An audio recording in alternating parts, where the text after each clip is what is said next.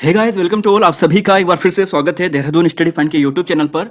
तो देखिए, अगले महीने दोस्तों बंदी रक्षा का एग्जाम है, फिर उत्तराखंड अधिशासी अधिकारी का भी होगा, फिर उत्तराखंड पुलिस का भी होगा, आरओ आरओ के भी होंगे। तो यहाँ पर दोस्तों बंदी रक्षक एग्जाम से पहले जो 10 प्रैक्टिस सेट करवा रहे हैं, उसका आज हम पहला प्रैक्टिस सेट करवा रहे हैं। 100 नंबर का कंप्लीट होगा। जैसा आपका पेपर का लेवल आजकल बन रहा है, उसी लेवल पर यह पेपर डिजाइन किया गया है। काफी हार्ड लेवल दोस्तों आपको यहाँ पर मिलने वाला है। 65 के आसपास जो भी स्टूडेंट्स यहाँ पर स्कोर कर पाएगा, वो अपने को एक सेफ स्कोर में मान के चलिएगा और अपनी तैयारी को और मजबूत करते चलिएगा। ठीक है, तो डिस्कस करते हैं आज के अपने क्वेश्चंस को। तो पहला क्वेश्चन है दोस्तों यहाँ पर, परुष शब्द का विलोम क्या होगा। ठीक है, परुष शब्द का विलोम क्या होने वाला है। तो सही आंसर है ना इसका ऑप्शन नंबर सी। देखिए, कोमल दोस्तों यहां पर सही होगा। ऑप्शन सी यहां पर सही है, कोमल सही है। अब देखिए, परुष का जो मतलब होता है ना, वो होता है खुरदरी टाइप का, कठोर कह सकते हैं या फिर कड़ा कह सकते हैं। तो परुष का मतलब ये होता है, इसका विलोम होगा कोमल होगा या मुलायम होगा। ये चीज आपको ध्यान रखनी है। देखिए, क्वेश्चन नंबर 2 पूछा है कि मत्सर का विलोम क्या यहाँ पर आपको मिलने वाला है। अब मत्सर का आपको विलोम पूछा है, तो मत्सर का यहाँ पर अर्थ आपको पूछा है, विलोम नहीं पूछा है, अर्थ पूछा है। तो मत्सर का जो अर्थ होता है वो होता है ईर्ष्या करना, किसी से जलन करना या किसी से हमें द्वेष रखना। तो द्वेष कहें, जलन कहें, ईर्ष्या कहें, ये मत्सर का अर्थ होता है। देखिए, अगला क्वेश्चन है क्वेश्चन नंबर 3। देखिए, आपको इस हिसाब से डिवाइड करना है कि 20 क्वेश्चन हिंदी में आपके कितने बन रहे हैं, है ना। तो उसके बाद क्या आपको डिस्कस करना है। तो पहले हिंदी में कितने बन रहे हैं आप बताएगा। क्वेश्चन नंबर 3 है दोस्तों, देखिए, संधि शनि मधुबन कूप भरे में अलंकार कौन सा यहां पर होने वाला है। तो संदेश यानी मधुबन कूप भरे। देखिए, संदेश से ही जो मधुबन के कूप है वो भर चुके हैं। तो मतलब क्या हो रखा है यहाँ पर कि अतिशयोक्ति कर रखी है, मतलब बढ़ा चढ़ा के बात की गई है। तो ऑप्शन नंबर सी यहाँ पर सही होगा। और ध्यान रखिएगा दोस्तों, जिन स्टूडेंट को अतिशयोक्ति में कंफ्यूज होता है लिखने में, तो ध्यान रखिएगा ये शुद्ध शब्द है।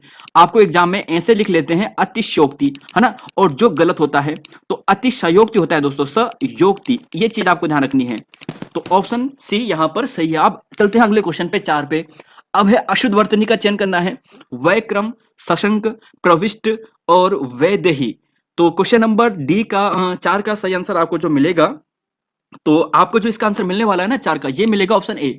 देखिए, वह क्रम नहीं होता है, वह धन क्रम होता है ना। वह ये विसर्ग आता है यहाँ पर। तो वह कर्म दोस्तों ये सही होता है। और बाकी जो सभी हैं ये सही है। प्रविष्ट होता है, सशंक होता है, वेदई होता है। आप ध्यान कीजिए, हमने जो परसों हिंदी की क्लास दी थी, वहां पर आपको बताया था कि कई बार आपको कैकई लिखने के लिए आता है। तो के कई, ये केकई का शुद्ध रूप होता है। तो हमने आपको बताया था कि पहले बड़ी एक की मात्रा आती है, फिर छोटी एक की मात्रा आती है ना। तो ऐसे ही वैदही में भी है। तो ध्यान रखिएगा, ये पूछे जाते हैं। अगले क्वेश्चन पे चलेंगे, क्वेश्चन नंबर 5 पे, क्वेश्चन नंबर 6 पे। देखिए, 5वां आपको पूछा गया है। देखिए दोस्तों, कंप्लीट क्वेश्चन अटेंड करने हैं आपको, ठीक है। आप इसकी पीडीएफ भी आप ले सकते हैं। कैसे आपको लेना पीडीएफ, इसकी जानकारी भी मैं आपको देता हूं, है ना, थोड़ी देर में देता हूं। लेकिन दोस्तों थोड़ा भी आप थोड़ा सब्सक्राइब कीजिएगा चैनल को, अगर आप नए हैं तो वीडियो को शेयर भी कीजिएगा। और 600 लाइक कंप्लीट होने के बाद दोस्तों इसकी पीडीएफ आपको टेलीग्राम में भी मिल जाएगी। तो फिलहाल क्वेश्चन नंबर 5 पे चलते हैं कि निम्न में से अर्धविवृत स्वर कौन सा है। देखिए, अर्धविवृत स्वर कौन सा है ये आपको पूछा गया है। तो इसका जो राइट आंसर है दोस्तों वह है आए, ठीक है। यानी अब देखिए, यहां से आपको और चीज जो ध्यान रखनी है, संवृत्त होता है, अर्धसंवृत्त होता है, विवृत्त होता है, अर्धविवृत्त होता है। संवृत्त में जब हम कोई हम स्वर बोलते हैं तो मुख द्वार बहुत कम खुला होता है, तो उसे संवृत्त में आता है।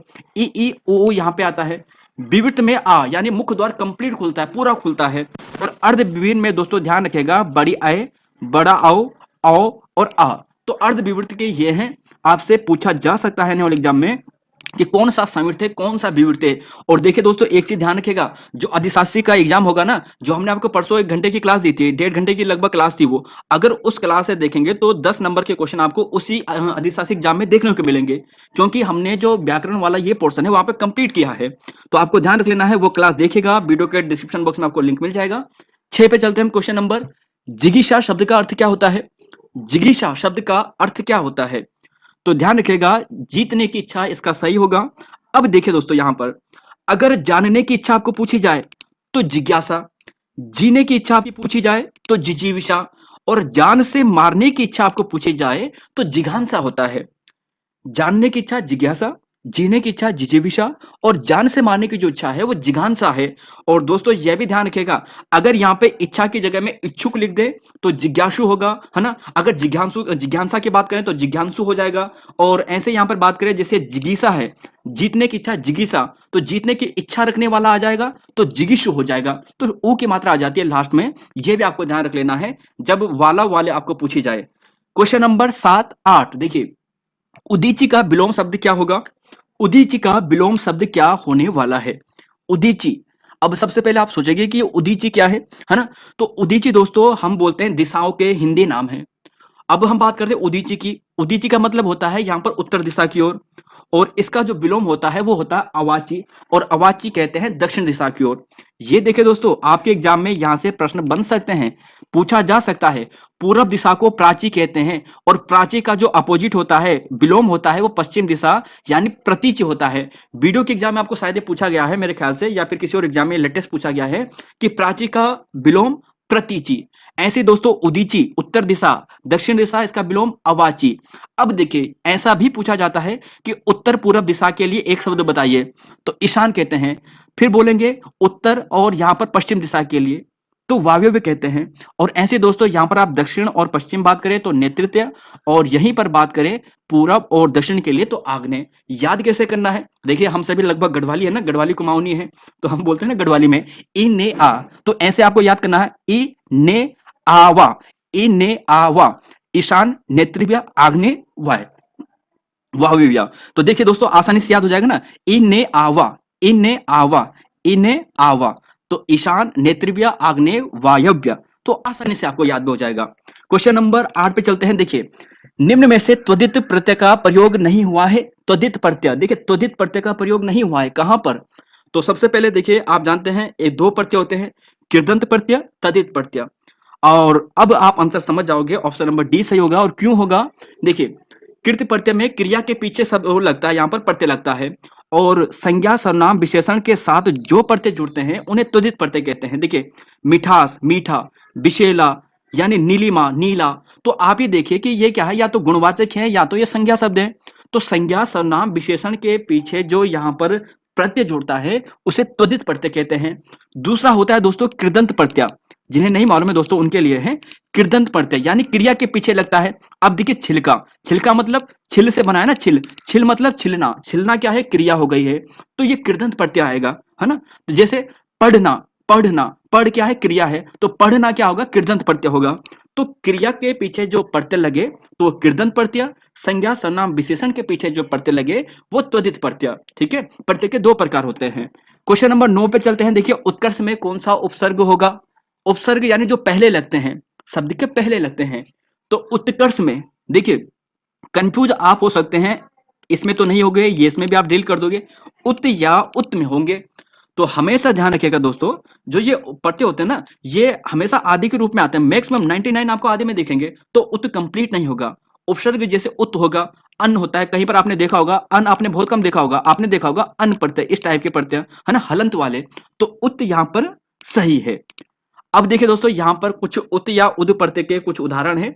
मतलब यहां पर होता है इसका ऊंचा या श्रेष्ठ या ऊपर। उत्थान पूछा जाए कौन सा प्रत्यय है, उत प्रत्यय है जी। उत्तम, उत्साह, उद्धार, उद प्रत्यय। उत्पल, उत्सव, उन्नति, है ना। तो ये ध्यान रखना है दोस्तों आपको, उन्नति में उत प्रत्यय है, उत धनति में आएगा। ठीक है, तो उत प्रत्यय है उन्नति में भी। क्वेश्चन नंबर दोस्तों 10 है, अनुपसर्ग का प्रयोग नहीं हुआ है। किसमें अनुपसर्ग का प्रयोग नहीं हुआ है? पहले सबसे पहले शब्दों को अलग करने की सोचेगा। ठीक है, जब आपने शब्द अलग कर दिए हैं तब आसानी से आप पता कर दोगे कि किसमें अनुपसर्ग का प्रयोग नहीं हुआ है। अनिच्छा, अनधन इच्छा, तो बिल्कुल इसमें भी हुआ है। अनुचित, अनधन उचित, तो ऊ में भी हुआ है। लेकिन दोस्तों आप यहां पे देखोगे ना डी वाले में अनुगमन, तो गमन एक अपने आप में पूरा शब्द है और अनु इसमें अलग है ना। तो अनु धन गमन, तो यहां पर दोस्तों अनुपसर्ग है, ये चीज आपको ध्यान रख लेनी है। क्वेश्चन नंबर 11 पे चलते हैं। कीर पर्यायवाची शब्द किसका है? कीर जो पर्यायवाची शब्द है वो किसका है? देखिए दोस्तों हमें कंप्लीट करना है बंदी रक्षक के स्टूडेंट को। दोस्तों आपके लिए जो 5 प्रैक्टिस सेट दे रहे हैं ना, जो हम अपने हिसाब से आपके लिए बना रहे हैं एग्जाम के लेवल को देखकर, तो आप इसे देखोगे बहुत बेनिफिट आपके लिए करेगा। और फिर 5 पेपर भी कराएंगे, उसे इसी व्याख्या सहित करवाएंगे जैसे हम आपके ये करवा रहे हैं, तो और भी ज्यादा आपके लिए बेनिफिट होगा। कीर पर्यायवाची शब्द कौन सा है? उत्तराखंड पुलिस वाले स्टूडेंट में विशेष ध्यान रखेगा, आपके एग्जाम में बहुत हेल्प करेगा। अधिशासी वाले स्टूडेंट्स भी बहुत ध्यान रखेगा। कीर पर्यायवाची शब्द किसका है? तो कीर कहते हैं तोते को। अब यहां पर देखिए तोते के दोस्तों और पर्यायवाची, देखिए हाल ही में आयोग ने ऐसे प्रश्न पूछे हैं। देखिए कबूतर के आपको 2-3 बार पर्यायवाची पूछ लिए हैं, हमने पिछली क्लासेस में कई बार करवा दिए हैं, आगे भी करवाएंगे। अब तोते के भी याद कीजिएगा। सुक कहते हैं, कीर कहते हैं, शुग्गा कहते हैं, शुआ कहते हैं और रक्तटुंड भी कहते हैं। सुआ, सुग्गा, कीर, शुक, रक्तटुंड, ये सभी तोते के ही पर्यायवाची शब्द हैं। अगर आपको दासी के पूछे जाए तो देखिए दासी के जो पर्यायवाची शब्द होते हैं ना, ये होते हैं किंकरी, परिचारिका, सेविका और बांदी। ठीक है, तो किंकरी, परिचारिका, सेविका, बांदी। फिर अगर पुत्र की बात करें दोस्तों तो तनय, शुत, आत्मज, औरस, पूत या फिर लड़का, ये सभी पुत्र के पर्यायवाची शब्द होते हैं। और इन्हीं में दोस्तों जैसे तनिया में बड़ी आ की मात्रा जोड़ दे, तनिया हो जाए, सुत का सुता हो जाए, आत्मजा का आत्मजा हो जाए, तो वो किसका हो जाता है? वो पुत्री का हो जाता है। और नीरव का मतलब दोस्तों होता है शांत रहना, चुप रहना, निशब्द रहना। जैसे नीरव मोदी भागे थे ना, तो सेम ऐसे आप समझ सकते हैं कि वो पैसे लेकर चुपचाप भाग गया था, यानी एकदम शांत होकर भाग गया था। चलेंगे दोस्तों अगले क्वेश्चन पे। 12वां क्वेश्चन है, 13वां क्वेश्चन है।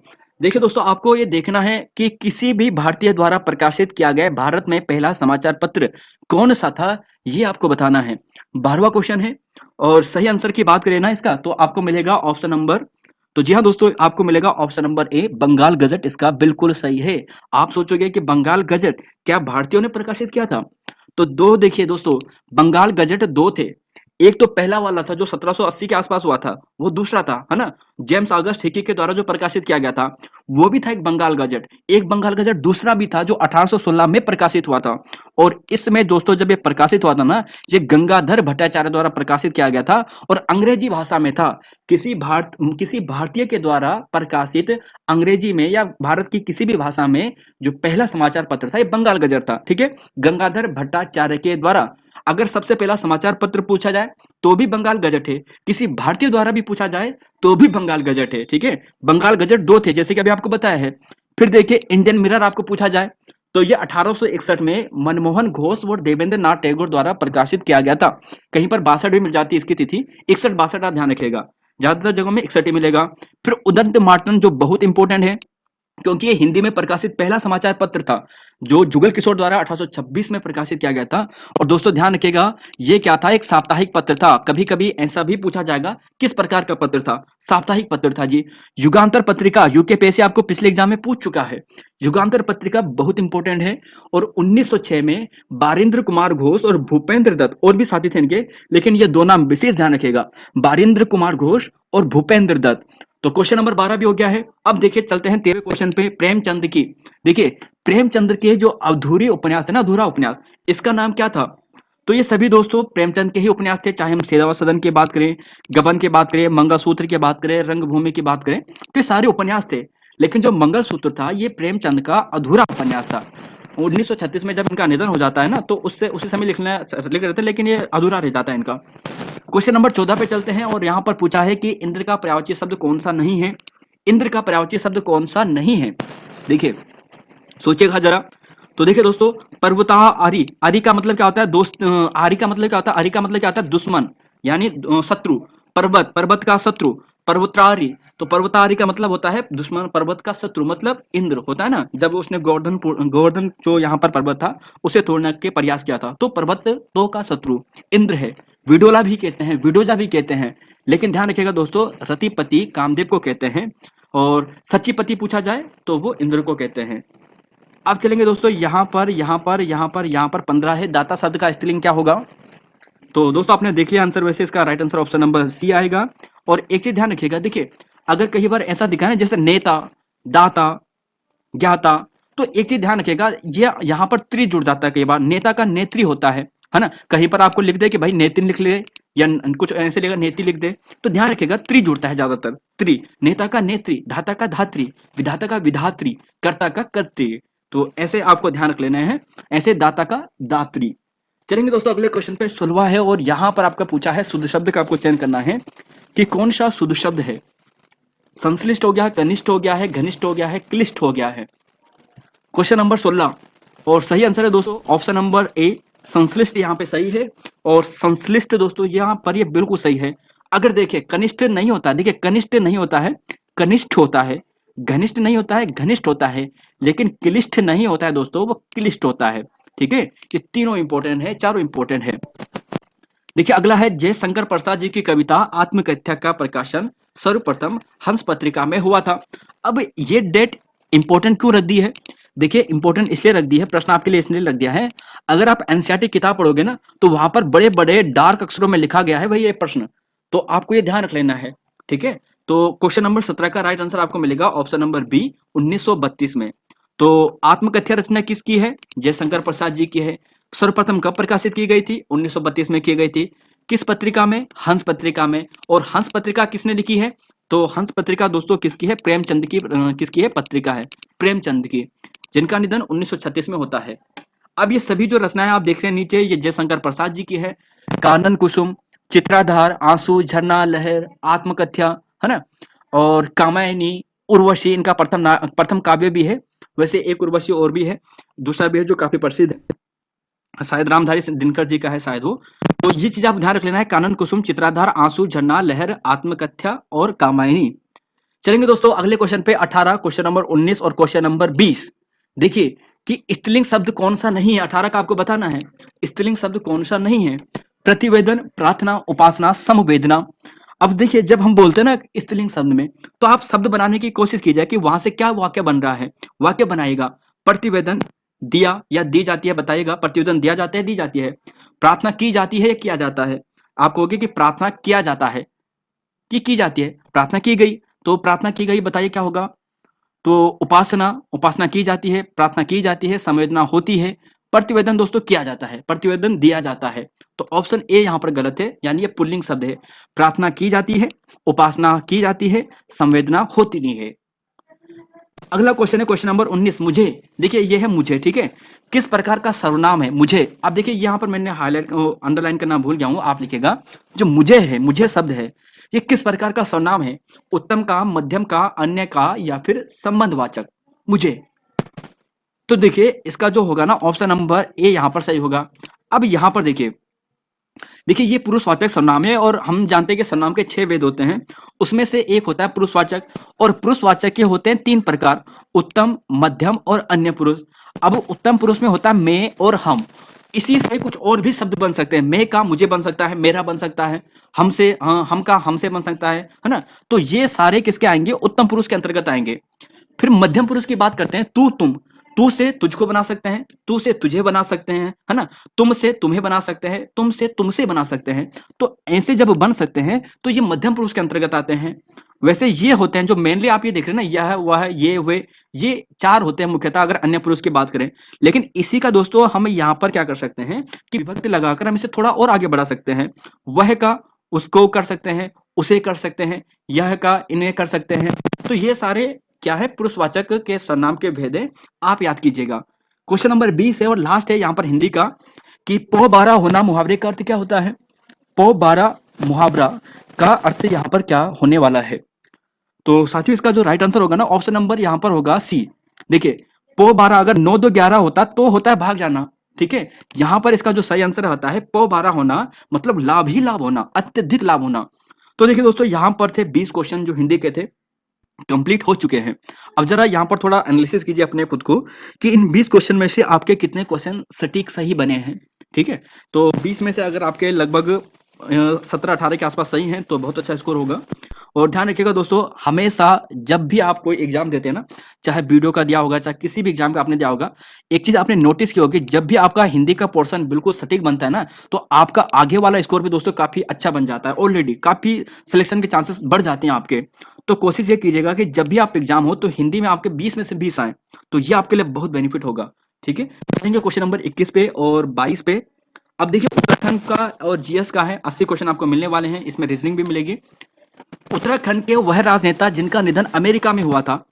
तो देखिए एक चीज बता देता हूं दोस्तों, इसकी पीडीएफ आपको मैं कल यहाँ पर एक वीडियो का लिंक दूंगा, मैं आपको इस वीडियो के डिस्क्रिप्शन में एक वीडियो रहेगा, ठीक है।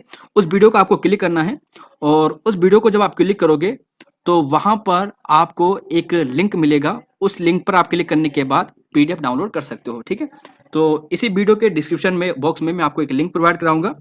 कल पूरे दिन भर रहेगा और कल किसी भी वक्त आप वीडियो के डिस्क्रिप्शन बॉक्स से आप पीडीएफ डाउनलोड कर सकते हो।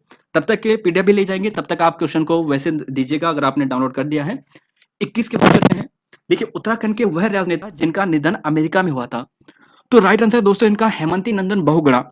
अब देखिए दोस्तों, ये बहुत बड़े नेता हुए हैं, है ना। इनके नाम पर हमारा जो यहाँ पर विश्वविद्यालय है, यूनिवर्सिटी है, सेंट्रल यूनिवर्सिटी इन्हीं के नाम पर है।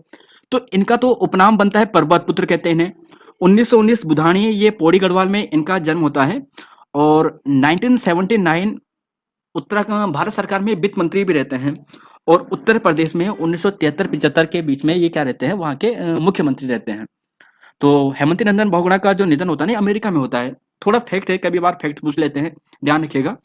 क्वेश्चन नंबर 22 से पूछा गया है कि गांधी जी व अंबेडकर जी के मध्य पूना समझौता पूर्ण कराने में कौन व्यक्ति शामिल नहीं थे। तो देखिए दोस्तों, इसका जो सही आंसर है ऑप्शन नंबर डी होगा, राजेंद्र लाहिड़ी। आप आराम से इसका आंसर दे दोगे, क्योंकि आप सभी जानते हैं कि राजेंद्र लाहिड़ी दोस्तों यहाँ पर क्या हुआ था कि साइमन कमीशन को साइमन कमीशन का विरोध करते वक्त, है ना, जब लाठीचार्ज हुआ था तो भगत सिंह के साथ थे ये। तो एचएसआर जो पार्टी थी उनके प्रमुख नेताओं में से ये थे।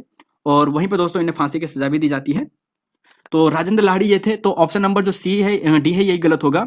अब देखिए, जब हम बात करते हैं पूना समझौता की, तो सबसे पहले ध्यान रखेगा कि पूना समझौता होता है सितंबर 1932 में। 24 या 26 सितंबर मिलता है, आप सितंबर 1932 ध्यान रखिएगा। दलित पृथक निर्वाचन क्षेत्र दोस्तों, यहाँ पर क्या होता है कि दलित जो पृथक निर्वाचन क्षेत्र होता है इसे समाप्त किया जाता है। आजकल प्रश्न का लेवल थोड़ा डीप बन रहा है, तो डीप पढ़ना शुरू कीजिए। ठीक है दोस्तों, देखिए, दलित पृथक निर्वाचन क्षेत्र को यहाँ पर समाप्त किया जाता है। और प्रांतीय जो विधानसभा जो प्रांतीय विधानमंडल है ना, दलित सीट की संख्या 71 से बढ़ाकर 147 कर दी जाती है। पहले 71 थी, अब 147 कर दी जाती है। और केंद्रीय विधान जो मंडल है, केंद्रीय विधानमंडल, वहां पर दलितों के लिए 18% जो सीटें हैं उसमें वृद्धि कर दी जाती है। तो ये फैक्ट होते हैं पूना समझौता के, जो आपको ध्यान रख लेना है। मदन मोहन मालवीय जी स्पेशल नाम आता है। इसके अलावा राजेंद्र प्रसाद, MC राजा, इन्होंने गांधी जी और अंबेडकर के मध्य पूना समझौता करवाया था, जो बहुत इंपॉर्टेंट है एग्जाम की दृष्टि से। क्वेश्चन नंबर 23 है दोस्तों, पूछा गया है कांग्रेस समाजवादी पार्टी की स्थापना कब होती है, किस वर्ष होती है। तो इसका जो सही आंसर है ना, ये है ऑप्शन नंबर ए, 1934 में यहाँ पर ये पार्टी की स्थापना होती है। अच्छा, पूछा जाएगा कि कौन इसके संस्थापक सदस्य होते हैं। तो आचार्य नरेंद्र देव ध्यान रखना है, और JP नारायण जी ध्यान रखना है। ये दो व्यक्तियों के द्वारा, और भी साथी थे इनके, लेकिन दो नाम मुख्यतः ध्यान रखने हैं। कांग्रेस समाजवादी पार्टी की स्थापना 1934 में की जाती है। देखिए, क्वेश्चन 24 है कि कौन सी नदी पश्चिम दिशा की ओर नहीं बहती है। अब देखिए, ये यहाँ पर जो 3 नदियां हैं, ये क्या बहती है, पश्चिम दिशा की ओर बहती हैं। कौन सी यहाँ पर ऐसी नदी है जो पश्चिम दिशा की ओर नहीं बहती है। तो राइट आंसर है दोस्तों इसका ऑप्शन नंबर डी। देखिए, ब्राह्मणी जो नदी है ना, ब्राह्मणी नदी, ये नहीं बहती है। बाकी जो नर्मदा हो गया है ताप्ती हो गया है, शरावती हो गया है ना, ये सभी क्या रहती हैं कि पश्चिम दिशा की ओर बहती है। इसके अलावा पेरियार नदी केरल में जो बहती है, मांडवी नदी, जुआरी नदी, नर्मदा, ताप्ती, शरावती, ये सभी जो नदी है ये पश्चिम दिशा की ओर बहने वाली है। और ये ब्राह्मणी है ना, ये जैसे और सामान्यतः जैसे नदी बहती है यहाँ पर पूर्व दिशा की ओर, उस तरह की ओर बहने वाली ये नदी है।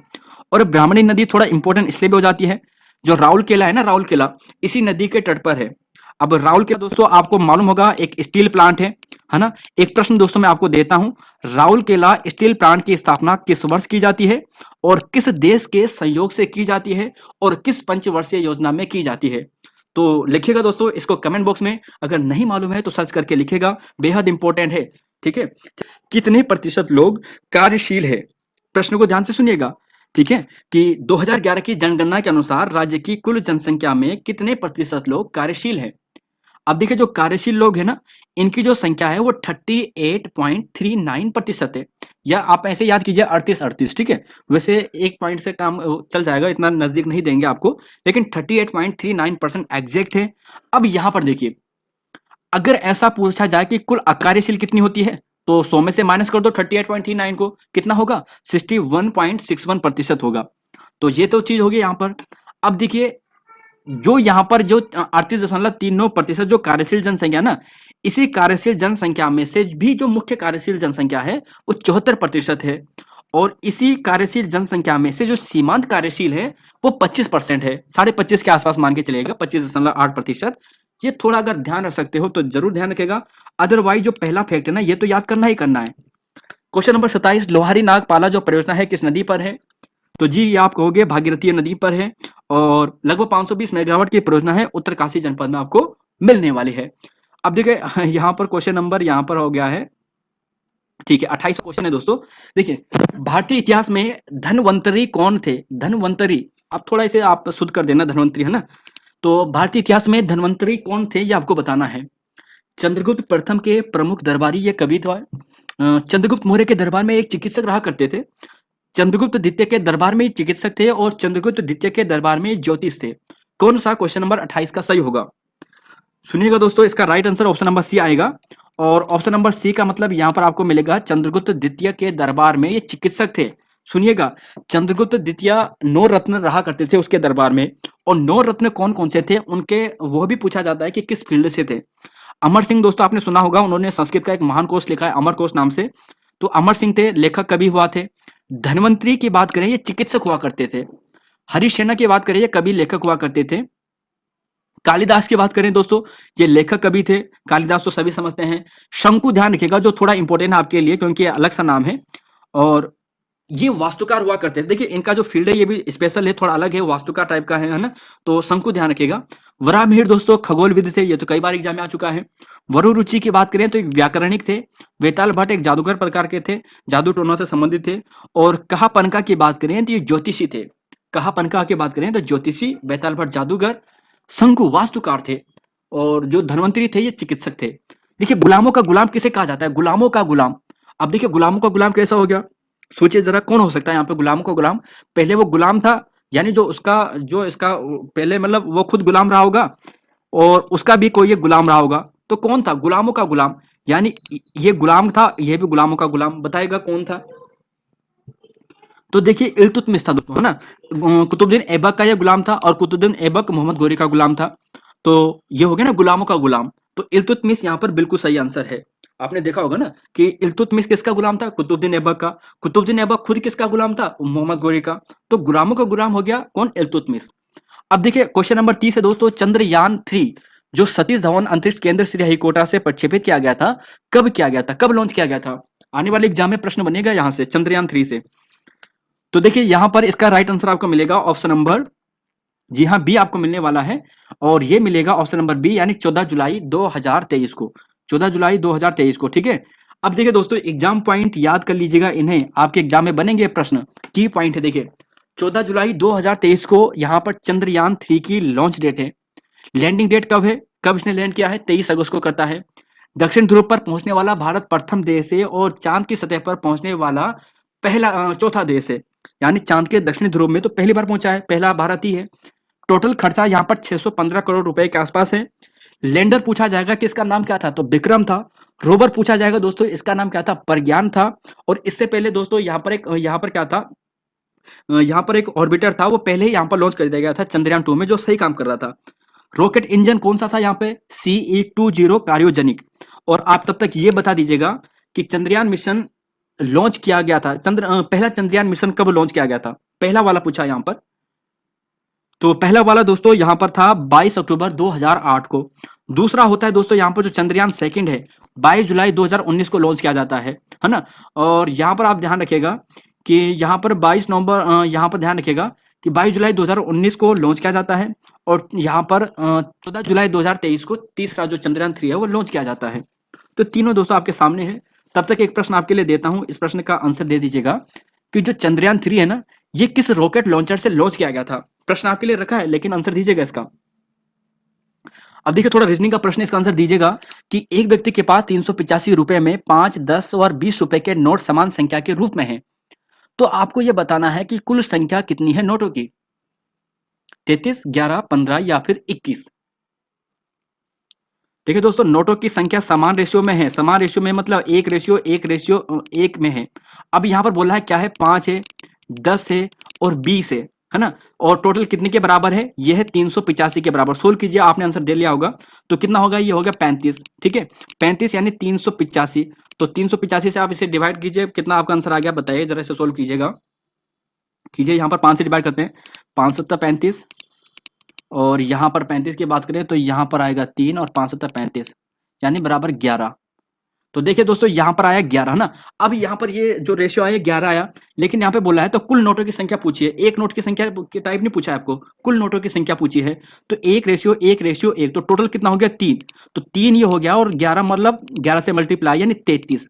तो टोटल जो नोटों की संख्या है वो 33 है।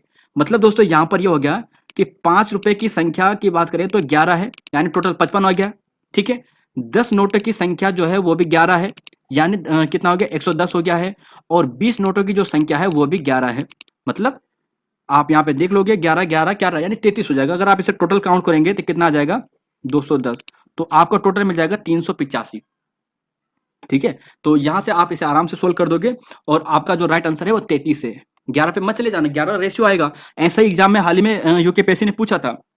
क्वेश्चन नंबर दोस्तों यहाँ पर 33 है, इसका आंसर आपको देना है क्या यहाँ पर होगा, श्रृंखला को पूरा कीजिए BDACEGIFHJ और फिर यहाँ पर डेस और फिर बताइए क्या आएगा। देखिए दोस्तों यहाँ पर जो हुआ ना, बी के बाद क्या आया है, देखिए बी के बाद अगर आप जी की बात कर रहे हैं तो ये +5 आ रहा है, डी में आई जोड़ोगे तो +5 आया है, ए में एफ जोड़ोगे तो +5 में है ना, सी में यहाँ पर अगर बात करेंगे, एक मिनट, हाँ ठीक है, सी की बात करेंगे तो सी में एच, सी में अगर आप यहाँ पर थोड़ा सा एक मिस्टेक हो गया, एक सेकेंड ना।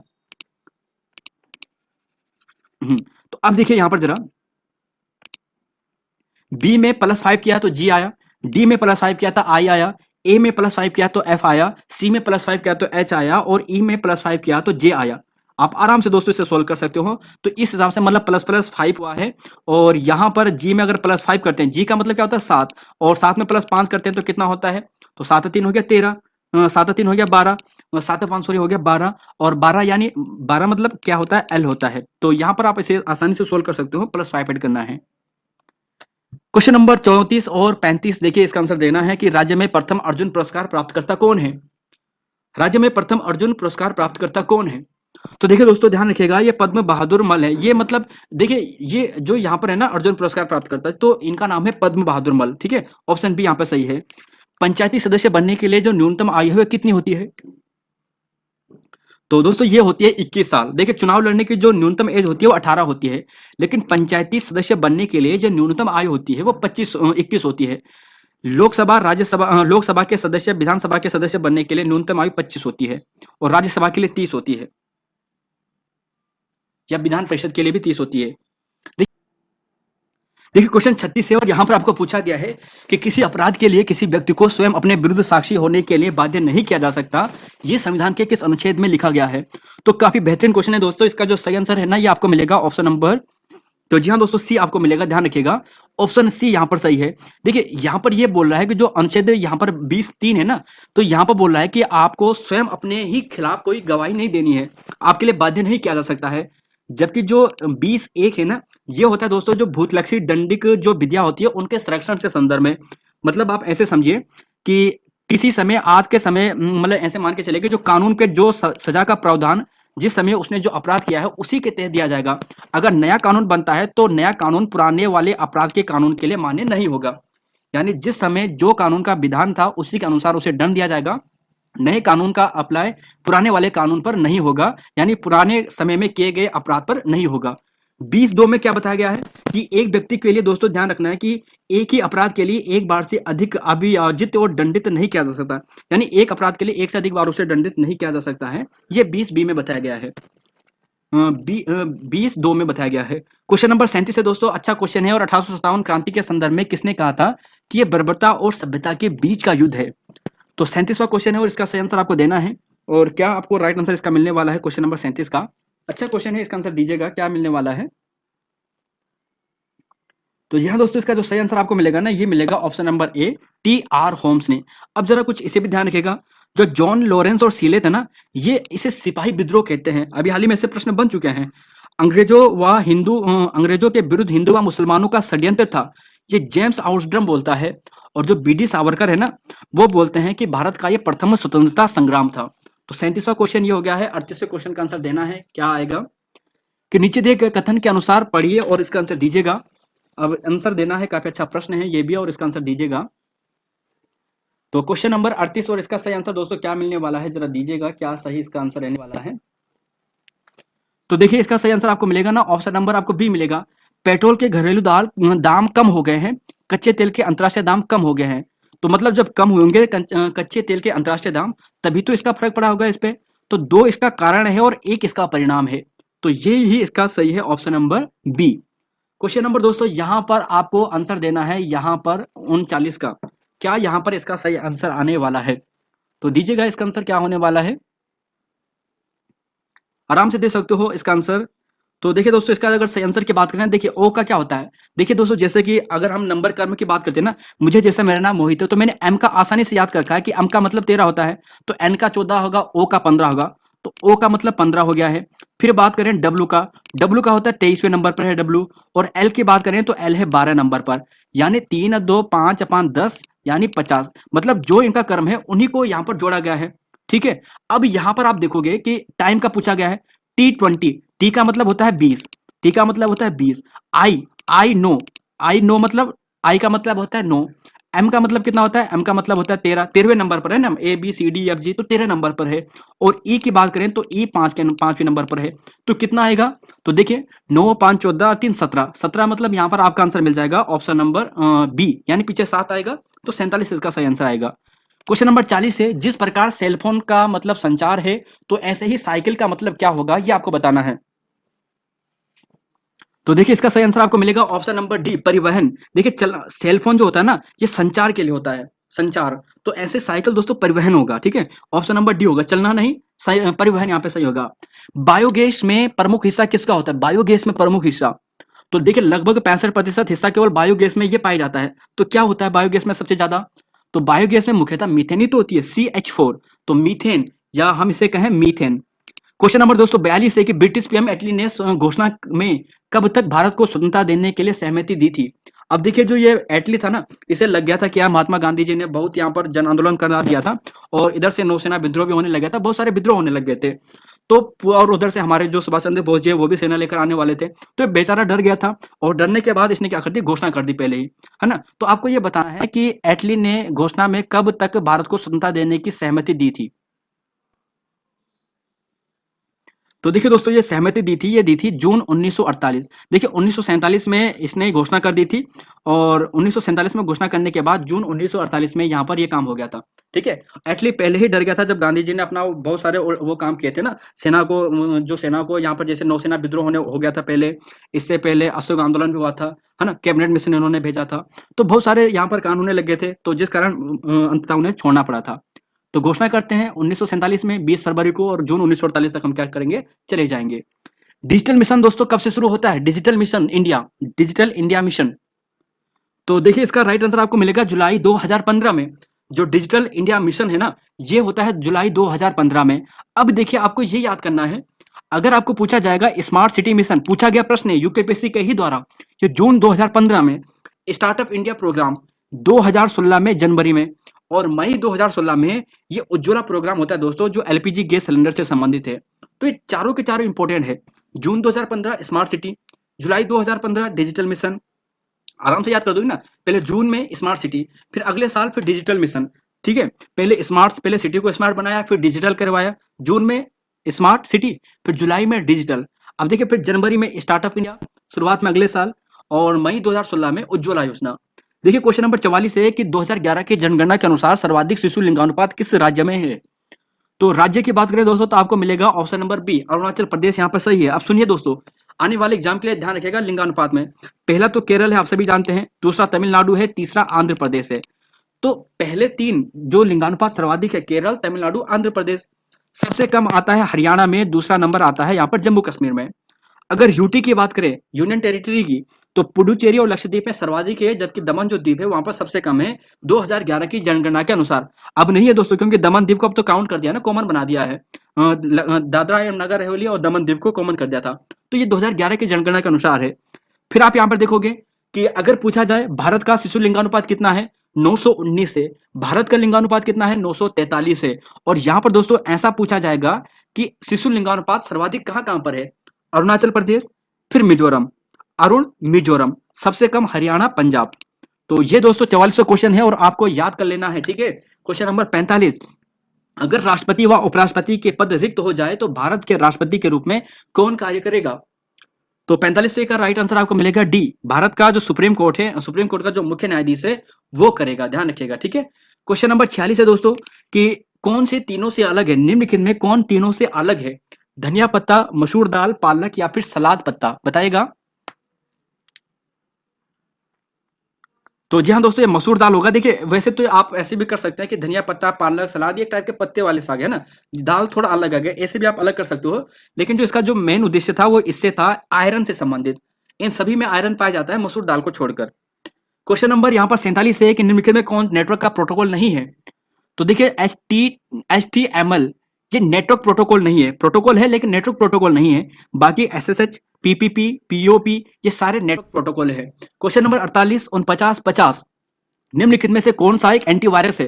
देखिए एंटीवायरस पूछा गया है, देखिए एंटीवायरस कंप्यूटर वाला प्रश्न है। कोडरेड, मेलिशा, क्रिप्टोलॉकर या डॉक्टर वेब? तो ये दोस्तों ज्यादातर क्या है, ये वायरस है, लेकिन एंटीवायरस की बात करें तो डॉक्टर वेब है, ध्यान रखिएगा। डॉक्टर वेब क्या है, एक एंटीवायरस है। कुष्ठ रोग जिसे लेप्रोसी इंग्लिश में कहते हैं, इसका दूसरा नाम क्या है? देखिए दोस्तों, इसको जो है ना, ये जो कुष्ठ रोग है इसे हैंसन रोग भी कहते हैं, हैंसन डिजीज, हैंसन। तो हैंसन डिजीज मतलब ऑप्शन बी यहां पर सही आएगा। कुष्ठ रोग को हैंसन डिजीज कहते हैं, हैंसन डिजीज, कुष्ठ रोग। क्वेश्चन नंबर यहाँ पर 50 है, इस इंग्लिश में लेप्रोसी कहते हैं, यह भी ध्यान रखिएगा कि हाल ही में राज्य की पहली महिला जो काजीरंगा पार्क की पहली महिला निदेशिका बनी है, निदेशक बनी है दोस्तों, ये पहली राज्य की पहली है, तो हमारे लिए इंपॉर्टेंट हो जाता है करंट अफेयर के पर्पज से, यूकेपीएससी के पर्पज से। तो इनका नाम है दोस्तों सोनाली घोष, देहरादून से संबंधित है और हाल ही में काजीरंगा नेशनल पार्क की पहली महिला निदेशक भी बनी है। क्या नाम है? सोनाली घोष।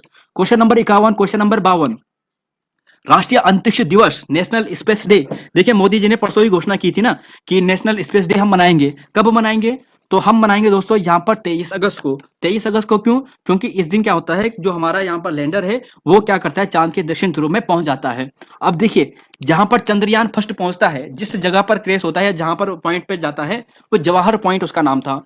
चंद्रयान 2 जहां पर जाता है उस पॉइंट का नाम तिरंगा पॉइंट है, और चंद्रयान 3 जहां पर यहाँ पर लैंड करता है उस पॉइंट का नाम शिव शक्ति पॉइंट है। क्वेश्चन नंबर 52 हाल ही में टिहरी जनपद के मूल निवासी जिनका नाम राजेश भंडारी है बने हैं। क्या बने हैं दोस्तों? राजेश भंडारी जी। तो देखिए दोस्तों, राजेश जो भंडारी जी है ना, ये एयर वाइस मार्शल बने हैं। तो एस वाइस मार्शल जो हाल ही में बने हैं राजेश भंडारी हैं और मूलतः टिहरी जनपद के हैं। तराई भाबर में अनाज की खेती बढ़ाने की कोशिश सर्वप्रथम किसने की थी? क्वेश्चन नंबर 53 है। तो ये तो फिर सरल प्रश्न आ गया है, आप कहने वाले हो ऑप्शन नंबर यहाँ पर मिलेगा बी, ट्रेल दोस्तों सही है, ठीक है। तो वनों का संरक्षण का काम भी सबसे पहले ट्रेल ने ही किया था, ठीक है। 1826-27 के आसपास किया था इसने, और अनाज की खेती का बढ़ावा भी सर्वप्रथम इसी ने किया था, ट्रेल ने किया था। क्वेश्चन नंबर 54 की बात करते हैं। कालसा और कराली गाड़ किसकी सहायक नदियां हैं? कालसा और कराली गाड़ किसकी सहायक नदियां हैं? तो देखिए दोस्तों, ये है ना गोला नदी की, गोला नदी जो हल्द्वानी में है, अच्छा, जिसपे जमरानी बांध बनाने की बात चल रहे हैं, जमरानी बांध है ना, जमरानी बांध। तो जमरानी बांध किस पे है? जमरानी बांध आपको मिलेगा गोला नदी पे, ठीक है। और कालसा, करालीगढ़ इसकी सहायक नदियां हैं। क्वेश्चन नंबर दोस्तों 55 है, 56 है, पूछा गया है कि टिहरी प्रजामंडल की स्थापना कब होती है? तो आज का सबसे सरल प्रश्न यही है, 55वां, और इसका जो राइट आंसर है ये है 23 जनवरी 1939 को, 23 जनवरी 1939 को। तो ध्यान रखिएगा दोस्तों, देहरादून में ऐसा प्रश्न पूछा जा चुका है कि सीधे सुमन जी के प्रयासों से कहां पर होता है? देहरादून में होता है। चक्खोवाला, श्यामचंद्र नेगी, इतना पढ़ने की जरूरत नहीं है, केवल देहरादून ध्यान रखिएगा। क्वेश्चन नंबर 56 है दोस्तों, कुर्मांचल सही सुमेलित नहीं है। कौन सा सही सुमेलित नहीं है? बाजार बंधु दोस्तों 1913 में अल्मोड़ा से प्रकाशित, कर्मभूमि 1939 दुगड्डा से प्रकाशित, तरुण कुमाऊं 1922 लैंसडाउन से प्रकाशित, कुर्मांचल समाचार पत्र 1893 में अल्मोड़ा से प्रकाशित। तो जी हाँ दोस्तों, ऑप्शन सी गलत है, क्योंकि कर्मभूमि 1939 में तो होता है, लेकिन ये दुगड्डा से नहीं बल्कि लैंसडाउन से होता है, भैरव दत्त और जोशी व भक्त दर्शन जी के द्वारा होता है। तो दोस्तों ध्यान रखिएगा। तरुण कुमाऊं की बात करें तो कौन है? तो तरुण कुमाऊं के संपादक कौन थे दोस्तों, बताइएगा जरा, बताइएगा इसका आंसर क्या होगा क्वेश्चन नंबर डी का। तरुण कुमाऊं के संपादक कौन थे? बताइएगा दोस्तों, बहुत इंपॉर्टेंट नाम है, और आप सभी को मालूम होगा जो यहाँ पर जो मोला राम के जो चित्र का संग्रह है ना, गढ़वाल पेंटिंग, उन्हीं की रचना है। बताइएगा कौन है वो व्यक्ति। क्वेश्चन नंबर दोस्तों यहाँ पर आपको पूछा गया है, 57वां पूछा गया है कि स्वामी विचारानंद ने अभय पत्रिका का संपादन किया था, कब?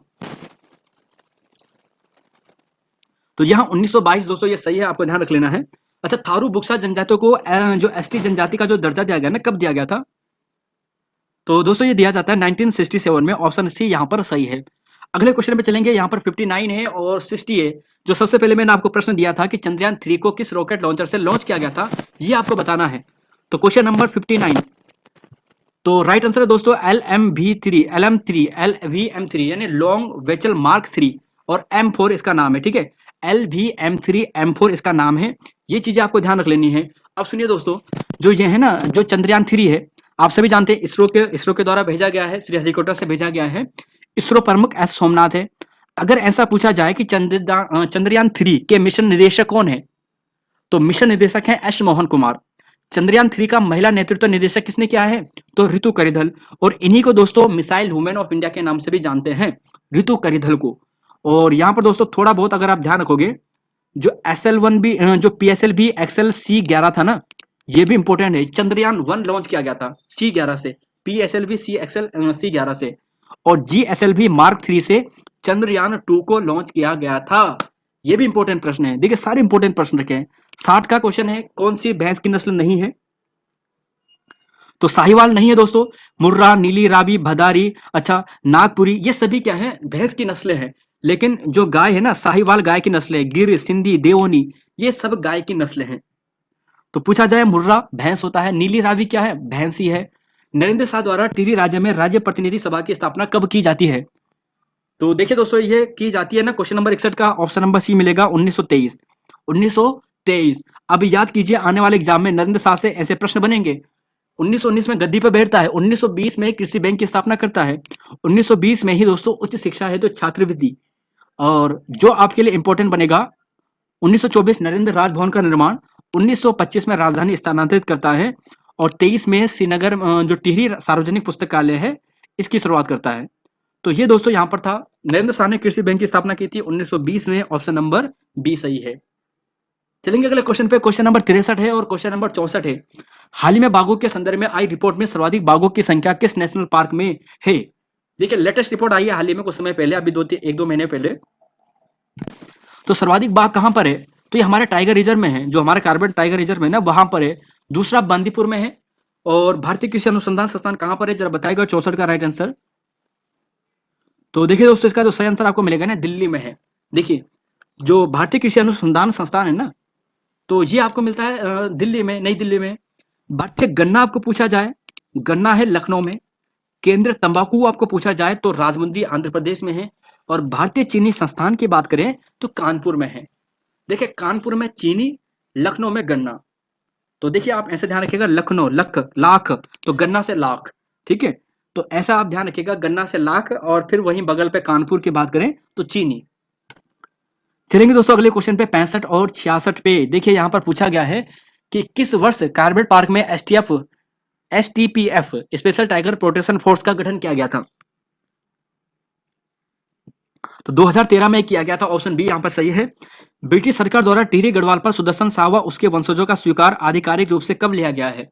देखिए 4 मार्च तिथि होती है, 4 मार्च 1820। ऑप्शन है डी यहां पर सही होगा, 4 मार्च 1820। चलेंगे दोस्तों अगले क्वेश्चन पे, 67, 68, और यहां पर पूछा गया है कि तिलु रोतली सम्मान के लिए चयनित दिव्यांग महिला है अमीषा चौहान जी। इनका संबंध किस क्षेत्र से? देखिए हाल ही में इन्होंने एवरेस्ट फतेह किया है। जो बड़ी बड़ी यहाँ पर जो पर्वत हैं, उन्हें उन्होंने फतेह किया है, यूरोप के, अफ्रीका महाद्वीप के। तो इनका नाम किस क्षेत्र से है? तो आप समझ चुके होंगे कि ये पर्वतारोही है। तो इनका नाम दोस्तों ध्यान रखिएगा, अमीषा चौहान हाल ही में चर्चा में रही है। अमीषा चौहान। बाज बहादुर चंद को किसने उपाधि दी थी बहादुर की? तो ये शाहजहां ने दी थी। ऑप्शन नंबर सी यहां पर सही आने वाला है। Question number 69, question number 70, Chaubatia राष्ट्रीय उद्यान की स्थापना कब होती है? चौबटिया राष्ट्रीय उद्यान की। तो देखिए चौबटिया राष्ट्रीय उद्यान की स्थापना होती है 1869 में। ऑप्शन डी यहां पर सही आएगा। देखिए इसके जो पहले सुपरिटेंडेंट बने थे, ये थे डब्ल्यू क्रॉ। अब क्या होता है कि 1932 में, जो आपके लिए इंपॉर्टेंट है, जो बेहद इंपॉर्टेंट बन सकता है, कि यहां पर चौबटिया में हिल फ्रूट रिसर्च स्टेशन की स्थापना की जाती है, जो बहुत इंपॉर्टेंट है, ठीक है। और 1914 से कुमाऊं कमिश्नर के इसे अंतर्गत कर दिया जाता है। वैसे स्थापना इसकी बहुत इंपॉर्टेंट है। फिर 1932 वाली जो तिथि है, यह भी बहुत इंपॉर्टेंट है। अच्छा भीमताल, नौकुचिया ताल, सात ताल, मालवा ताल, जो बहुत महत्वपूर्ण ताल थे नैनीताल के, इसमें मछली पकड़ना पर प्रतिबंधित किया गया है, यानी बिना लाइसेंस के आप मछली नहीं पकड़ सकते हो। ये कब घोषित किया गया था? अवैध घोषित कर दिया गया था। तो देखिए दोस्तों, ये था 1902 में। ऑप्शन ए यहाँ पर सही है। चलेंगे दोस्तों 71वें और 72वें क्वेश्चन पे, और यहाँ पर पूछा गया है कि किस चंद्र शासक की मृत्यु तपेदिक के कारण हुई थी? तपेदिक यानी टीबी के कारण हुई थी, ट्यूबरकुलोसिस के कारण। तो देखिए तपेदिक, दिक, तो यहां से याद कीजिए दी मतलब दिलीप। तो दिलीप ध्यान रखिएगा दोस्तों, ठीक है। अगर देखिए तपेदिक, दी छोटा दी है ना, तो आप दिलीप याद कीजिए, दीप मत कर देना, ध्यान रखिएगा दिलीप करना है। दिलीप चंद यहाँ पर सही आंसर है। उत्तराखंड जल विकास निगम लिमिटेड की स्थापना कब होती है? UJVNL यहाँ पर पूरा नाम है इसका, उत्तराखंड जल विद्युत विकास निगम लिमिटेड। तो देखिए दोस्तों 12 फरवरी, ध्यान रखिएगा 2001 को, 12 फरवरी 2001 को। क्वेश्चन नंबर 73 है, हाल ही में राज्य सरकार द्वारा 17 शिक्षकों को शैलेश मटियानी अवार्ड से सम्मानित किया गया, जिसमें से कितने प्रारंभिक शिक्षा से संबंधित शिक्षक हैं? देखिए ये तो आप सभी समझ चुके होंगे कि 13 शिक्षकों को शैलेश मटियानी पुरस्कार के लिए इस बार चयन किया गया है। तो इनमें से कितने ऐसे शिक्षक हैं जो प्रारंभिक शिक्षा से संबंधित है? देखिए 2-3 है ना, एक प्रारंभिक होता है, एक माध्यमिक होता है, एक अन्य वर्ग में आ जाता है जो पीटी वगैरह होते हैं। तो यहां पर इसका सही आंसर है ऑप्शन नंबर ए 10। माध्यमिक पूछा जाए तो 6 और एक अन्य है। हाल ही में दोस्तों लाइव महोत्सव मनाया गया है। देखिए कल परसों की बात है, लाइव महोत्सव की, हाल ही में अभी 2-4 दिन पहले की। ये लाइव महोत्सव जो है ना, कहां पर मनाया गया है? तो देखिए मध्य महेश्वर में मनाया गया। कहां पर? मध्य महेश्वर में, ठीक है। और मध्य महेश्वर मतलब आप जनपद में समझ जाएंगे। बद्रीनाथ में भी एक महोत्सव मनाया गया है, और इस महोत्सव का नाम है दोस्तों यहाँ पर नर नारायण महोत्सव। चलेंगे दोस्तों अगले क्वेश्चन पे, 75वां है और 76वां क्वेश्चन है, और यहाँ पर पूछा गया है प्रमुख किला जनपद गलत सुमेलित है। सिरमोही दोस्तों चंपावत में है, नेथाणा अल्मोड़ा में है, कलवागढ़ी पौड़ी में है, बैराटगढ़ देहरादून में है। कौन सा गलत है? तो यही गलत है, यानी सी गलत है। कलवागढ़ी रुड़की में है। कहां पर है? रुड़की में, रुड़की में, यानी हरिद्वार के अंतर्गत ये आ जाएगा। क्वेश्चन नंबर 76 है, डोला पालकी के प्रणेता जयानंद भारती का जन्म कब हुआ, या कहाँ हुआ था, किस जनपद में? तो देखिए दोस्तों जो जयानंद भारती है ना, इनका जन्म होता है यहाँ पर पौड़ी गढ़वाल में, पौड़ी में। और ये ध्यान रखिएगा कि पौड़ी में इनका जन्म होता है, अरकंडई गांव, 1881 में अक्टूबर में। क्वेश्चन नंबर 77, क्वेश्चन नंबर 78 है, सूर्य मंदिर है, आपको पूछा गया कौन सा सुमेलित नहीं है? मंजियाली उत्तरकाशी में है, मढ़ पिथौरागढ़ में है, क्यार्क पिथौरागढ़ में है, कुलसारी चमोली में है। कौन सा सुमेलित नहीं है? तो आप कहोगे जी क्यार्क नहीं है, क्योंकि ये पौड़ी गढ़वाल में है। कहां पर है? पौड़ी में। क्वेश्चन नंबर 278 है कि ब्रिटिश काल में बद्रीनाथ और केदारनाथ मंदिर अधिनियम कब पारित किया गया था? देखिए मंदिर का निर्माण का, उसके संचालन के लिए अधिनियम बनाया गया था। कब बनाया गया था? तो ये 39 में बनाया गया था, 1939 में। ऑप्शन बी यहां पर सही है। तीरथ संग्रह इस पुस्तक के लेखक कौन है? तो देखिए दोस्तों इनका नाम है तारा सिंह, ध्यान रखिएगा तारा सिंह, ठीक है। तो यहाँ पर जो लोग, जो यहाँ पर जो हमारा जो हेमकुंड है ना, उससे संदर्भ में ये कुछ पुस्तक हैं, तो आपको ध्यान रख लेना तारा सिंह। राज्य में नगरीय स्वायत्त शासन प्रणाली कब से शुरू होती है? तो देखिए दोस्तों नगरीय आपको पूछा जाए तो 1916 में, और जो यहाँ पर राजस्व पूछी जाए ना, जो ये वाली है, जो पटवारी वाली है, ये 1874 में होती है। क्वेश्चन नंबर 81, क्वेश्चन नंबर 82 है, और पूछा गया है कि ब्रिटिश गढ़वाल का मुख्यालय पौड़ी से श्रीनगर कब लाया जाता है?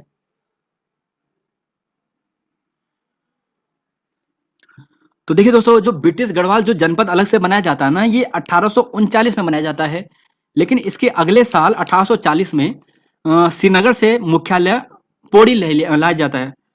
सॉरी, यहाँ पर पौड़ी से श्रीनगर लाया जाता है, ये गलत होगा, श्रीनगर से पौड़ी लाया जाता है, ठीक है। ये 1840 में। क्वेश्चन नंबर यहाँ पर देखिए 82वां क्वेश्चन है कि बुरांस के सुरक्षित वृक्ष घोषित कब किया गया था? तो ये क्या गया था दोस्तों? 1874 में। कब किया गया था? 1874 में। 74वां 75वां 83 क्वेश्चन है। देखिए एफ का मतलब 6 है, टी एच का मतलब 33 है, तो वुमेन का मतलब क्या यहाँ पर होने वाला है? बताएगा दोस्तों इसका आंसर। देखिए सिंपल है, एफ फिक्स, फिक्स मतलब 6, एफ का मतलब 6 होता है, T H E the, T का मतलब होता है 20, एच का मतलब होता है 8, और ई का मतलब होता है 5, तो मतलब हो गया 33, ठीक है। तो जब 33 यहाँ पर हो चुका है, तो आपको वुमेन का मतलब ज्ञान करना है। डब्ल्यू का मान कितना होता है? देखिए डब्ल्यू का मतलब होता है दोस्तों, यहाँ पर होता है 23। क्या होता है? याद कीजिए, आपको याद होनी चाहिए, ठीक है, कौन सा कर्म कहां पर आता है। तो डब्ल्यू होता है 23। अच्छा, ओ का मतलब क्या होता है? M N O, M 13, N 14, O 15। फिर देखिए एम का मतलब होता है 13, ए का मतलब होता है 1, ए नंबर पर है ना कर्म। एन की बात करें तो एन का मतलब होता है 14। अब इसे काउंट कीजिएगा, 5 3 8, 8 3 कितना हो गया? यहाँ पर 11, 1 12, 12 4 कितना हो गया? 12 4 16। यानी 66 में आप आसानी से कर दोगे, पीछे 6 आएगा, तो ऑप्शन सी यहाँ पर सही आएगा। क्वेश्चन नंबर 84 है, हॉर्नबिल त्योहार किस राज्य का प्रमुख त्योहार है दोस्तों? तो ये है नागालैंड का, ऑप्शन नंबर सी यहाँ पर सही है। आईपी एड्रेस के बिंदुदार जो दशमलव प्रारूप है कि हर सेट को क्या कहा जाता है? तो इसे कहते हैं ऑक्टेट, ऑप्शन सी ध्यान रखिएगा, ऑक्टेट, ऑक्टेट, ठीक है। क्वेश्चन नंबर 86, क्वेश्चन नंबर 87 है, राज्य पुलिस द्वारा कुख्यात आरोपियों को पकड़ने के लिए हाल ही में जो ऑपरेशन चलाया गया है, इस ऑपरेशन का नाम क्या है? करंट अफेयर का प्रश्न है दोस्तों आपके लिए। तो राइट आंसर है दोस्तों इसका ऑप्शन नंबर, जी हाँ, ऑपरेशन नंबर सी है, ऑपरेशन प्रहार दोस्तों हाल ही में चलाया गया है। देखिए, जो हुड़दंग करते थे ना उत्तराखंड में, जो यहाँ पर जो देव यहाँ पर आते थे, तीर्थ यात्रा में आते थे, हरिद्वार आते थे, जो गंदगी करते थे, तो उनके लिए जो चलाया गया था ऑपरेशन मर्यादा था। ऑपरेशन प्रहार जो चलाया गया है, ये आरोपियों को पकड़ने के लिए चलाया गया है। प्रधानमंत्री पदेन अध्यक्ष किसका होता है? पदेन अध्यक्ष, तो देखिए दोस्तों, जो परमाणु आयोग होता है उसके भी होते हैं। अच्छा, जो CSIR है ना, इसके भी यहाँ पर होते हैं। CSIR, इसका मतलब होता है कि जो साइंटिफिक जो यहाँ पर है ना, जो council for scientific and industrial research, उसके होते हैं। 1942 में इसकी स्थापना होती है। इस विभाग की दिल्ली में हेडक्वार्टर इसका मिलेगा।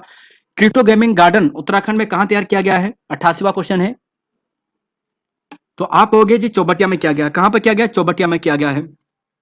भारतीय खिलाड़ी गगन नारंग का संबंध किस खेल से बताइएगा? देखिए, गगन नारंग ये काफी प्रसिद्ध है दोस्तों, बहुत पुराना है, लेकिन ध्यान रखिएगा गगन नारंग अब तो चर्चा में नहीं रहते हैं, लेकिन शूटिंग से संबंधित है, बहुत मेडल जीते थे इन्होंने शूटिंग से संबंधित। 90वां क्वेश्चन है दोस्तों, और 91वां क्वेश्चन है कि राज्य के किस व्यक्ति महिला को महाराष्ट्र हिंदी साहित्य अवार्ड से सम्मानित किया गया है? फिर उत्तराखंड का करंट अफेयर है, और 91 भी उत्तराखंड का करंट अफेयर है। तो देखिए दोस्तों, इनका नाम है राजेश्वर उनियाल, और जो शशि पांडे जी है ना, इन्हें सावित्रीबाई फुले प्रशंसा अवार्ड से सम्मानित किया गया है। देखिए, जो महाराष्ट्र हिंदी साहित्य अवार्ड है ये राजेश्वर उनियाल को दिया गया है, और जो सावित्रीबाई फुले प्रशंसा अवार्ड है ये शशि पांडे को दिया गया है। ठीक है, सावित्रीबाई मतलब आप समझ होंगे कि महाराष्ट्र से संबंधित है, तो महाराष्ट्र से 2 अवार्ड हो गए हैं, एक तो राजेश्वर उनियाल को, एक शशि पांडे को। खाकी में इंसान नामक पुस्तक के लेखक कौन है? खाकी में इंसान, देखिए दोस्तों, ये अशोक कुमार जी की है। ठीक है, जो डीजीपी है उत्तराखंड पुलिस के, अशोक कुमार जी, उनके द्वारा पुस्तक लिखी गई है। 92वां क्वेश्चन है, 93वां क्वेश्चन है कि G20 का सदस्य देश कौन सा नहीं है? G20 का, तो देखिए दोस्तों, याद करना आसान है दोस्तों। देखिए दोस्तों, आप ऐसे करोगे ना, आपको जो भी देश ऐसा लगता है कि जिनकी अर्थव्यवस्था काफी मजबूत है उनकी है, लेकिन यहाँ पर थोड़ा एक विवाद है, और ये विवाद आपके सामने, इसका आंसर भी यही है, और इसका राइट आंसर है ऑप्शन नंबर डी, सिंगापुर। देखिए, जब हमने वीडियो बीपीडीओ के लिए पेपर करवाया था ना, तो वहां पर आपको बताया था, आप कंफ्यूज, जब आयोग आपको ऐसा प्रश्न पूछेगा ना, कंफ्यूज आपको मैक्सिको से करेगा या अर्जेंटीना से करेगा या तुर्की से करेगा, क्योंकि जो इनकी इकोनॉमी है ये थोड़ा नीचे है, डाउन है, लेकिन फिर भी G20 के सदस्य हैं। तो इन तीनों का नाम विशेष याद करने के लिए आपको कहा था, मैक्सिको, अर्जेंटीना और तुर्की। बाकी जो G7 की जो कंट्री है, कनाडा, अमेरिका, है ना, फ्रांस हो गया है, यूके हो गया है, ऑस्ट्रेलिया हो गया है ना, इसके अलावा जापान भी आप ध्यान रखिएगा। तो यहाँ पर जो डेवलप है, एकदम डेवलप है, विकसित है, वो तो आएंगे ही G20 के अंतर्गत। रूस इसके अंतर्गत आता है, लेकिन जो सिंगापुर है जो विकसित है लेकिन G20 में शामिल नहीं है, वो स्पेशल आपको ध्यान रखना है। क्वेश्चन नंबर 93 है, पशु संरक्षण के लिए किस राज्य के मुख्यमंत्री ने हाल ही में ए हेल्प कार्यक्रम शुरू किया था? तो हमारा उत्तराखंड है दोस्तों, ऑप्शन नंबर सी यहाँ पर सही है। और 94 पे चलते हैं क्वेश्चन पे। सत्य प्रसाद रतुड़ी ने हिमाचल नामक पत्रिका, जो साप्ताहिक पत्रिका है, इसका प्रकाशन 1948 में किया था। कहां से किया था, यह प्रश्न है। तो सत्य प्रसाद रतुड़ी साप्ताहिक पत्रिका क्या है? हिमाचल पत्रिका, और ये होते हैं दोस्तों मसूरी से। ऑप्शन सी यहां पर सही है। देखिए, सक्रादित्य और सकोप्रम, ये उपाधि किस गुप्त काल के शासक ने रखी थी? तो दोस्तों इसका जो सही आंसर है ना, ये रखी थी स्कंदगुप्त ने। सुनिए, अब आपको याद करने हैं, जो गुप्त काल है ना, उनके राजाओं की जो उपाधियां हैं ये इंपॉर्टेंट होती है, पूछे जाती है। देखिए, चंद्रगुप्त प्रथम ने महाराजाधिराज की उपाधि रखी थी, इसलिए गुप्त काल का जो प्रथम वास्तविक शासक था वो चंद्रगुप्त प्रथम माना जाता है। वैसे संस्थापक श्रीगुप्त था, फिर उसके बाद घटोत्कच आता है, उसके बाद चंद्रगुप्त प्रथम आता है, लेकिन चंद्रगुप्त प्रथम को ही वास्तविक माना जाता है क्योंकि इसने महाराजाधिराज की उपाधि प्रथम दी थी। फिर चंद्रगुप्त द्वितीय आता है, जिसे विक्रमादित्य भी कहते हैं, जिसके दरबार में 9 यहाँ पर क्या थे, दरबारी थे, जो हमने सबसे आपको 23वां 24वां प्रश्न पूछा था। इसने इसको विक्रमांक भी कहते हैं, विक्रमादित्य भी कहते हैं। और समुद्रगुप्त ने पराक्रमांक की उपाधि ली थी। समुद्रगुप्त, पराक्रमांक, सक्रादित्य, स्कंदगुप्त। क्षेत्रफल के आधार पर सर्वाधिक बड़ा औद्योगिक आस्थान उत्तराखंड में कौन सा है? क्षेत्रफल के आधार पर, देखिए क्षेत्रफल के आधार पर है हमारा जो पंतनगर है ना, ये सबसे बड़ा है। सर्वाधिक साक्षरता क्रम में दूसरा स्थान किसका है? सबसे पहला आता है देहरादून, फिर आता है नैनीताल, फिर आता है चमोली, तो यानी ऑप्शन बी यहाँ पर सही आएगा। सर्वाधिक साक्षरता क्रम में जो दूसरा स्थान है वो नैनीताल का है, तीसरा चमोली का है। बिनसर वन्यजीव विहार की स्थापना कब होती है दोस्तों? बिनसर की, तो जी हाँ, बिनसर 18 में 1988 में। तो बिनसर वन्यजीव संस्थान की स्थापना 1988 में। 99-100 क्वेश्चन है, यहां पर पूछा है कि हाल ही में राजा तितली का नाम परिवर्तन कर दिया गया है, अब क्या क्या नाम, नया नाम है, बताइएगा दोस्तों। क्वेश्चन नंबर 99 का, Papilio bianor, common peacock, new banded peacock, new Himalayan venture peacock, क्या नाम है आप? तो सही आंसर इसका ऑप्शन नंबर सी आपको मिलेगा, वूली वेंडेड पिकॉक। ठीक है, ध्यान। अगले क्वेश्चन पे चलते हैं, लास्ट क्वेश्चन है दोस्तों आज का, और यहां पर पूछा गया है कि सही मिलान नहीं है, बताइएगा। केदारनाथ वन्यजीव विहार 1972, अस्कोट 86, महरोड़ी 76, कांचुला खर्क 82, कौन सा सही सुमेलित नहीं है? देखिए याद होनी चाहिए सभी का। केदारनाथ का 72 में सबसे पहला वन्यजीव विहार ना, केदारनाथ वन्यजीव विहार। फिर देखोगे कांचुला खर्क 82, जो कस्तूरी मृग के संरक्षण के लिए पहला था ना, केदारनाथ वन्यजीव विहार था। फिर 1972 में इसकी स्थापना। कांचुला खर्क इसके 10 साल बाद 82 में, अस्कोट 86 में, बिनसर 88 में, और महरूड़ी 77 में है। ऑप्शन सी यहां पर गलत है। तो देखिए दोस्तों, यहां पर 100 क्वेश्चन कंप्लीट हो चुके हैं, और ये आपके लिए प्रैक्टिस सेट नंबर 1 है, जो बंदी रक्षक के स्टूडेंट्स के लिए, उत्तराखंड पुलिस के स्टूडेंट के लिए, अधिशासी अधिकारी के स्टूडेंट के लिए, यहां तक कि आरओ के स्टूडेंट के लिए भी बहुत ही ज्यादा बेनिफिट है। तो ये पार्ट हमने कंप्लीट कर दिया है। ठीक है, 4 सेट आपको और कराने हैं, और बाकी 5 पेपर करवाने हैं जो 2023 में यूकेपीएससी ने करवाए हैं। तो यहाँ पर दोस्तों इतना ही, आप सभी के लिए धन्यवाद। मिलेंगे आपको नई वीडियो में। जय हिंद, जय उत्तराखंड और जय देवभूमि। और हाँ दोस्तों, चैनल को दोस्तों अगर आप नए हैं तो सब्सक्राइब जरूर कीजिएगा, अपने दोस्तों के साथ शेयर कीजिएगा, और 600 लाइक्स का दोस्तों ये टारगेट है इस वीडियो का कंप्लीट कराने का, वो जरूर कराएगा। और उसके बाद टेलीग्राम में आपको इसकी पीडीएफ भी मिल जाएगी। और जो अदर स्टूडेंट्स हैं जिन्होंने वीडियो देख ली है, वो कल पूरे दिन भर किसी भी वक्त इसी वीडियो के डिस्क्रिप्शन बॉक्स में एक लिंक मिलेगा, पीडीएफ लिखूंगा मैं आगे, और उसके आगे एक लिंक रहेगा, उस लिंक पर क्लिक करके आप वीडियो की पीडीएफ डाउनलोड कर सकते हो। तो यहाँ पर दोस्तों इतना ही रहेगा। धन्यवाद। जय हिंद, जय उत्तराखंड और जय देवभूमि। मिलेंगे आपको नई वीडियो में।